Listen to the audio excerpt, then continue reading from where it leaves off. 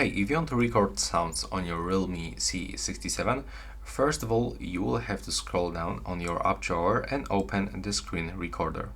And from here, to start recording, you have to click right here, accept all of these permissions, and as you can see right here, the record is on the way.